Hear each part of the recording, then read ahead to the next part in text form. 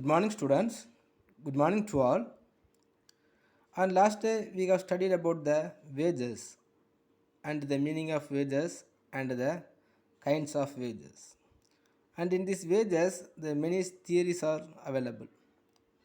So we have studied one of the theory, the subsistence theory of wages.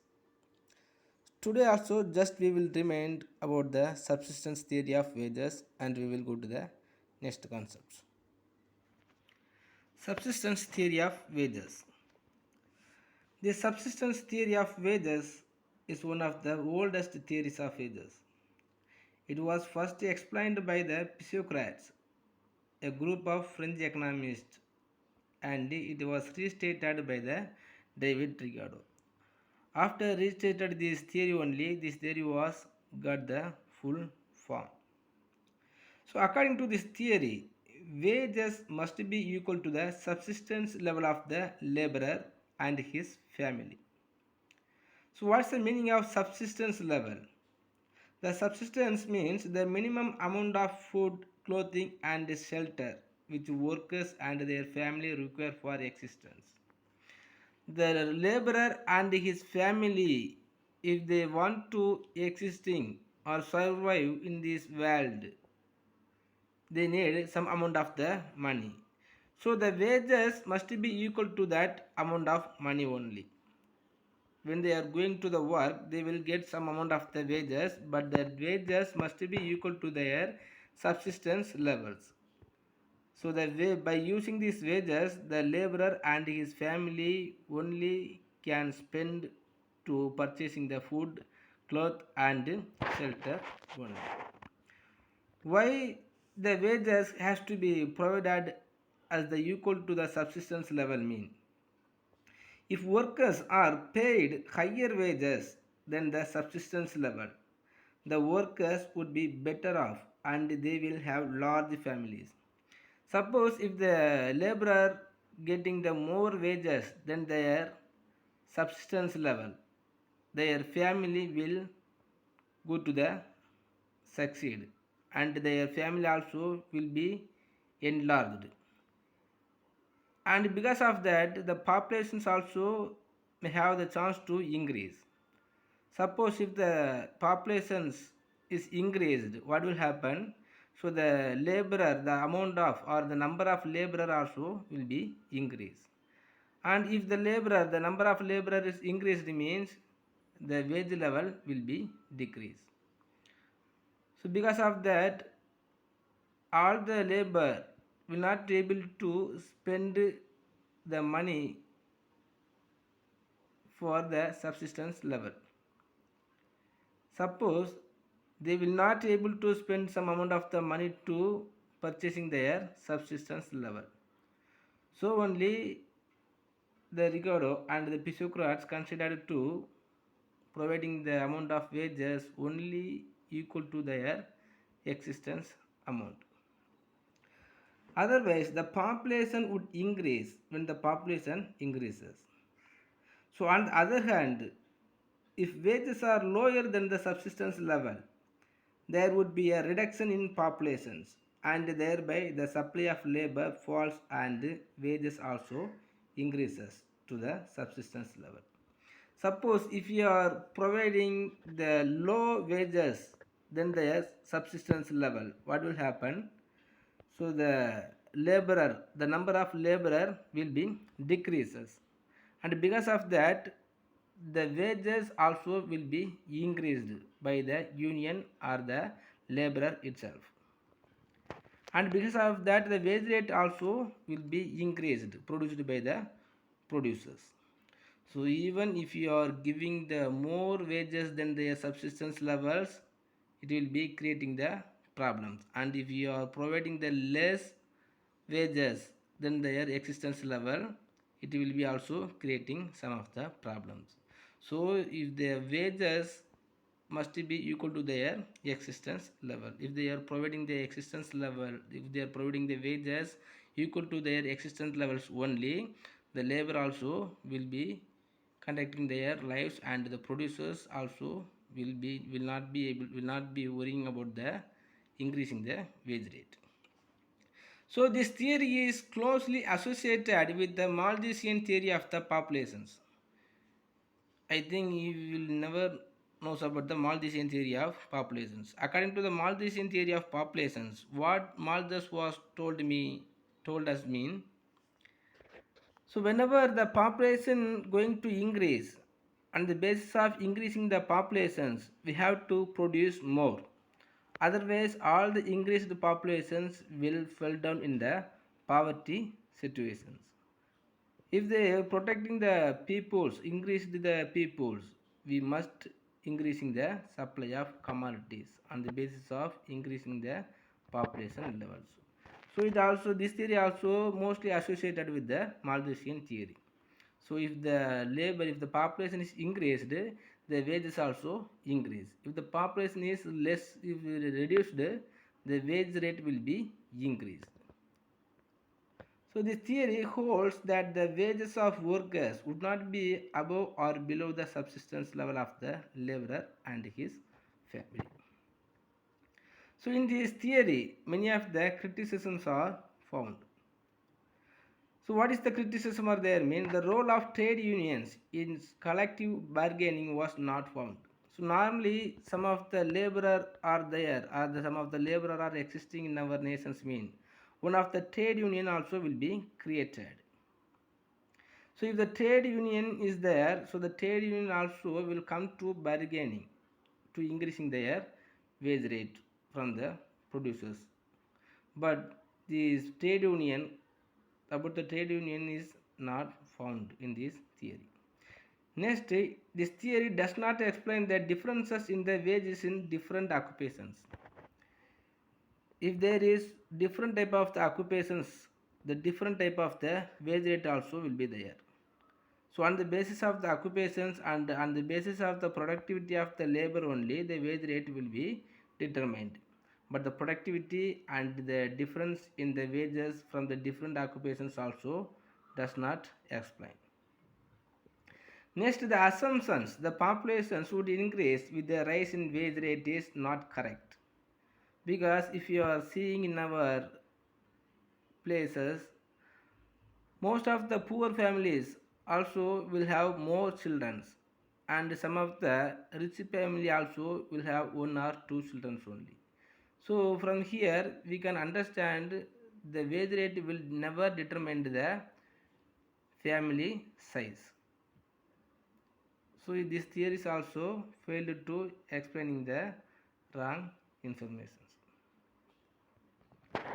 Okay student, the next today we will go to the another one of the theory, the standard of living theory of wages. The standard of living theory of wages developed by the Torrance. It is an improved and refined version of the subsistence theory of wages. The Torrance also developed one of the theory, the standard of living theory of wages. This theory is the improved and the refined version of the subsistence theory of wages. So according to this theory, wage is equal to the standard of living of the workers. If standard of living is high, the wage will be high. And if the standard of living is low, the wage rate also will be as low. So according to this theory, the wage rate is equal to the standard of living of the workers. Standard of living of the workers mean if any of the workers will have high standard of living, that labor only have to get more wages. If the standard of living is very poor from any of the worker side, this worker must be get the low wage rate. The standard of living wage means the amount necessary to maintain the laborer in the standard of life to which he is accustomed. That means after spending their subsistence level, if they want to increase their purchasing power, if they want to increasing their living standard, for that they will spend some amount of the money.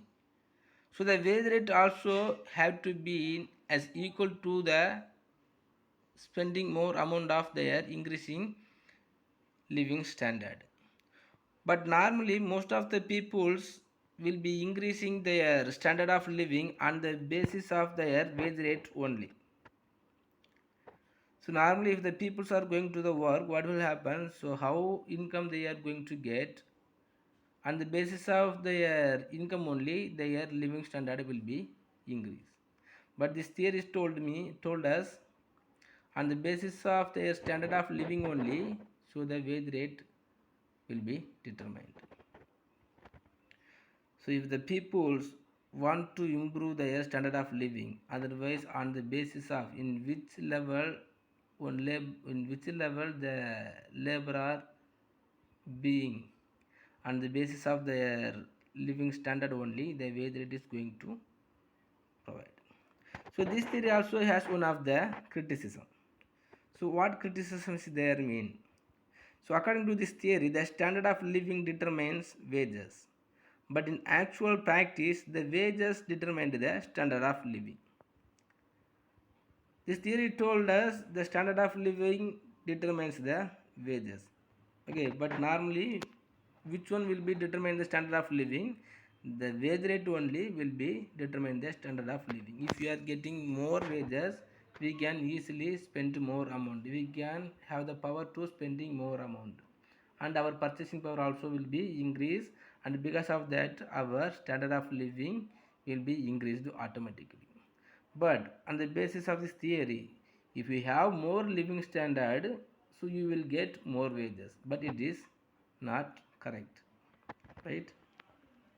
Next, another one of the theory in wages, the wage fund theory of wages. Wage fund theory. According to this theory, first who was developed this theory means this theory was first propounded by the Adam Smith, but this credit goes to the J.S. Mill. J.S. Mill only perfected this theory after the Adam Smith. So according to Mill, every employer will keep a given amount of capital for payment to the workers. So this amount only is considered as a wages. Normally if the producers or the employer always will have some amount of the money to providing the laborer or the factor of productions for their workers production purpose. So like that the labor also will have the rights to get the remunerations from the producers for their workers. Normally, except the workers, the productivity of the labor or the standard of living or their existence level.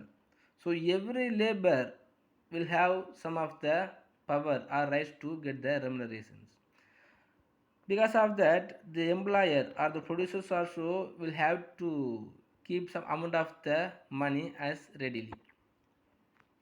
So every employer will keep a given amount of capital for payment to the workers. If any of the employer or if any of the producers going to spend some amount of the money to produce any of the commodities, they will have he will have more amount of money for the purchasing of raw materials or the production purposes and purchasing many of the day by day activities, and along with the expenditures he will have some amount of the money for providing the remunerations for their workers.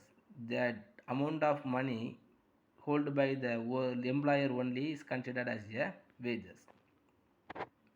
So it is known as wage fund theory. It is fixed and constant. So normally he will have deposited in their bank for the purpose of providing the remunerations for their workers. So we can consider this amount, the wage fund theory. The wage fund is fixed and constant. So the wages depend directly upon the fund and inversely with the number of laborers employed. If the employers are having some amount of the money as a fixed and constant on the basis of supply or on the basis of increasing the supply, it will be change, right? Normally, if any of the employer having some amount of the money for providing the laborer, and suddenly if the demand is increased, on the basis of increasing the demand, the supplier also or the producer also have to increasing the supply. So the supplier must be increasing the labor to increasing the supply of commodity. So when the labor is going to increase, the fixed amount also will be changed. But this theory told us what this wage fund always it is a fixed and constant. But the wages always directly depend upon the fund and inversely with the number of laborers employed. So if the number of laborers is going to increase, the fixed amount held by the producers also will be changed. The average wages of a worker can be calculated by using the formula. So average wage per workers will obtained by total wage fund dividing the number of workers. So on the basis of increasing the number of workers, the total wage fund also will be increased. Then average wage per workers will be obtained. If the number of workers increases, the wage per worker would fall. And if the number of worker decreases, the wage per worker will be increases. But the productivity of labor may be depend upon their future of works only. So here also some of the criticism are there. So what are the criticism means? First one, it does not explain the difference in the wage in the different occupations. So this theory also will not explain the differentiations from the different occupations, because different occupations the employer or the laborer in different occupations will get the different type of the wage level. So even if you are considering any one of the organizations, more people will be there, the manager, board of director and laborer and the sweepers, but all the laborer will never get the same level of wages. Next, it ignores the role of trade union. So normally this wage fund also did not explain about the trade union. If the number of laborer are existing in our nations, the trade union also will be created. The trade union also will come to bargaining to the employer to increasing the wage rate, but it does not explain. Next, actually the capitalist will take away a large sum before making the payment of wages. So the capitalist always will take away the large sum before making the payment of wages. So before making the payment of wages, he will spend more amount of money for their production purposes. Next, another one of the theory, the residual claimant theory. The residual claimant theory was propounded by F.A. Walker, he is the American economist. So he was written one of the book, The Political Economy. So in his book, he was explained about the wages, the theory of wages, the residual claimant theory of wages. So according to this theory, the wage is the residual portions after paying the remuneration of all the other three factors, land, capital and organizations. So according to this theory, wage is the residual portion. The residual portions mean the remaining amount of money. So the producers always will be used some amount of the labor factor of production for their production purposes, the land, labor, capital, organization. So after paying the remunerations of other three factors, the land, capital, organizations. So after paying the remunerations for all other factors, if the producers have some amount of remaining money, that remaining money only is considered as a wages. So this theory also have one of the criticisms. What are the criticism means? This theory does not explain the role of trade unions can secure higher wage of workers. So normally all the factor of production can have the rights to getting the remunerations in the form of prescribed method. But according to this theory, if the residual portions, that is the remaining portion only is considered as a wages. But if the producers suppose does not have the possible to having the remained portions or the residual portions, so the wages the laborer will not get the possible to get the remunerations. So the trade unions also will not be allowed to for that. Next, demand side of labor in the determination of wages needs to be considered. Demand side mean even so already we have studied all the factor of production is important to produce any of the commodities. But if the laborer did not allow or did not come to the work, so the product will not be produced. And not only that, the demand side of the labor also did not considered.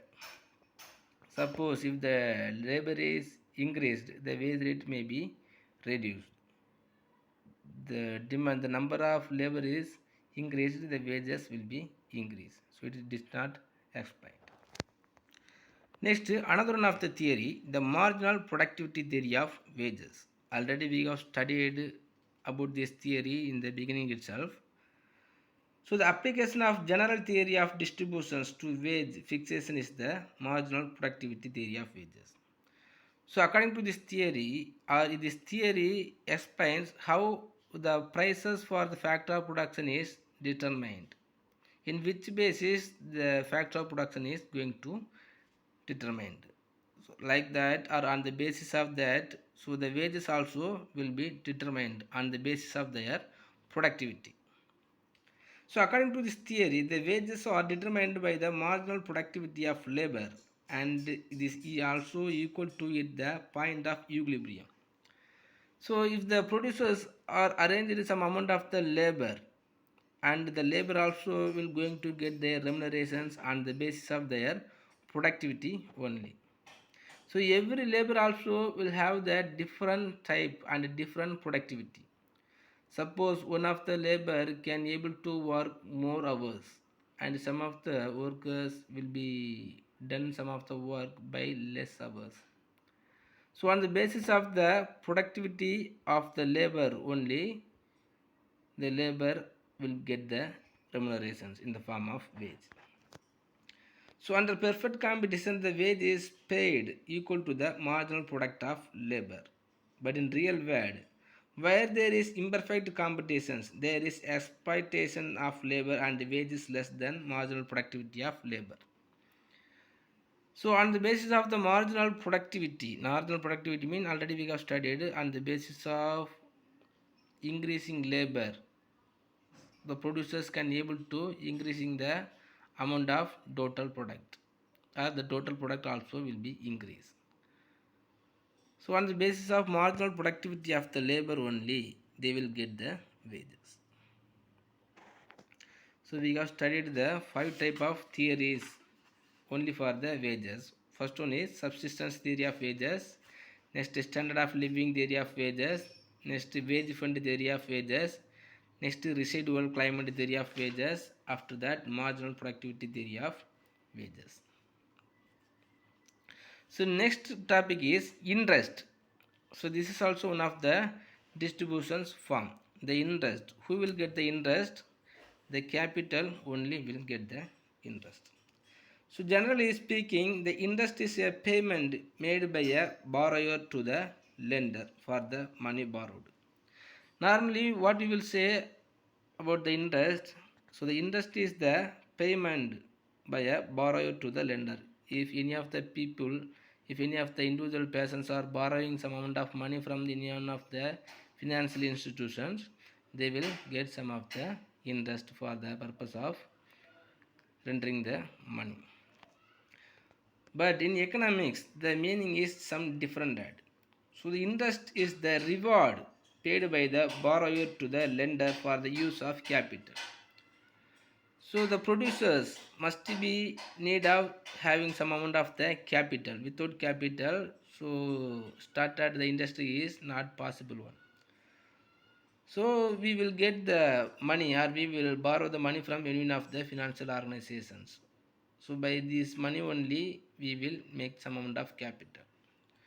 So this capital also will get some amount of some reward by using the capital. So interest is the reward paid by the borrower to the lender for the use of capital.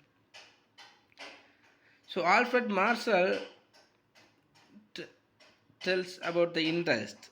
That is, the interest is the price paid for the use of capital in any market. In any market, if you are considering any of the market, we will be in need of capital. So by using this capital, so the producers or that person must be providing the reward. So that reward only is considered as a interest. Next, okay student. So today I think it's enough. If you have any doubt from my take in the subject, just please ask me and just take the 5 theories of wages as your study portions, because the 5 theories also may be very easy, you can easily understand. Okay, thank you.